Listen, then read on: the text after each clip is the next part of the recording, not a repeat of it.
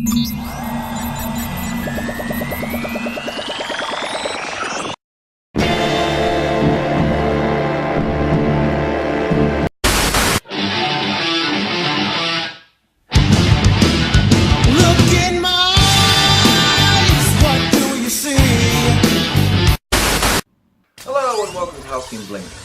I'm going to be your host for this episode, and on this edition I want to talk about a game that not many people are probably going to have heard of because you're not old like me.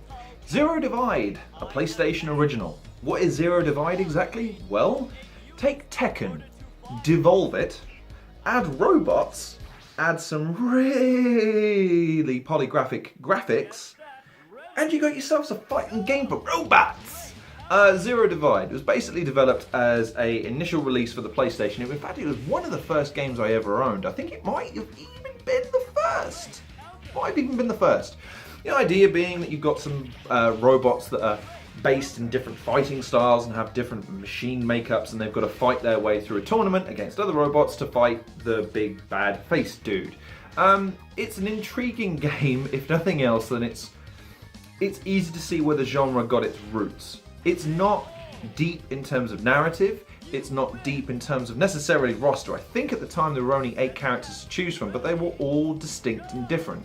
You also had distinct fighting styles. Now, what do I mean by this? Well, not all of them kicked and punched the same way, not all of them grappled, some of them had laser attacks. One I remember was a scorpion, and I remember that when he died, his sort of flailing was really, it was disconcerting because it reminded me of a spider. He did this sort of attacks like this. Then you got Zero himself, who was fucking badass because he was like traditional karate style, wide kicks, big punches. You also had a couple of other characters. The judo character in particular I used to enjoy because his backgrounds were pretty badass. Coming back to the fighting mechanics for a second as opposed to the characters, you got your standard high kick, high punch, low punch. You've also got combinations, but they were very, very rudimental for the time because, of course, the mapping and the graphics engine hadn't evolved to that point. Like a Tekken, for instance, that allowed you to string combinations together that were more than maybe 1 or 2 moves. But you did have ring outs.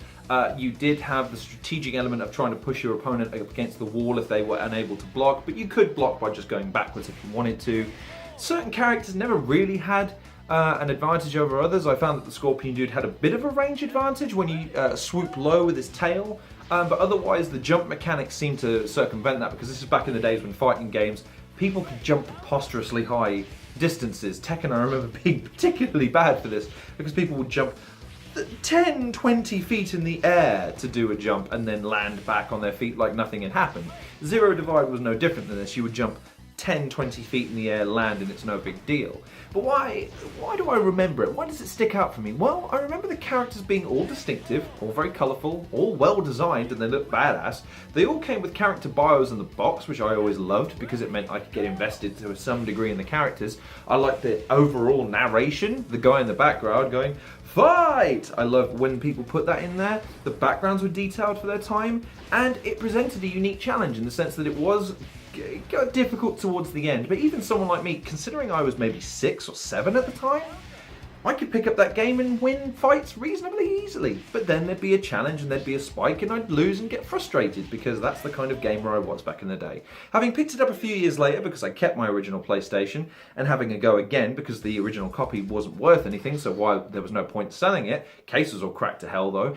I found it to be an intriguing experience. If nothing else, that yes, it's unrefined and it's clunky and the graphics don't hold up well at all, but I really enjoyed the game playing it again as an adult. Mainly because it's simplistic, but they've thought it out as well as they could for the time, and I really enjoyed it. As far as a gaming experience today, it's probably no more than a 6 or a 5, maybe even a 4, if you're going to compare it to the advances we've made with fighting games.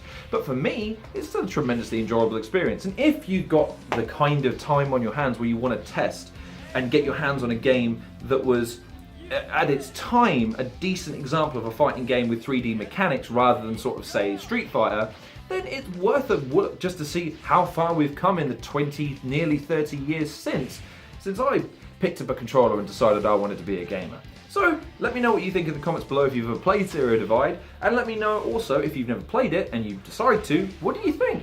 Does it intrigue you? I hope it does, because it's part of my childhood that I cherish greatly. So, thank you very much for watching this episode of Halcyon Blink. Like, share, subscribe, check some of the other content creators in the description below. Follow me on Twitter. And as always, take care of yourselves, and I'll see you guys on the next episode.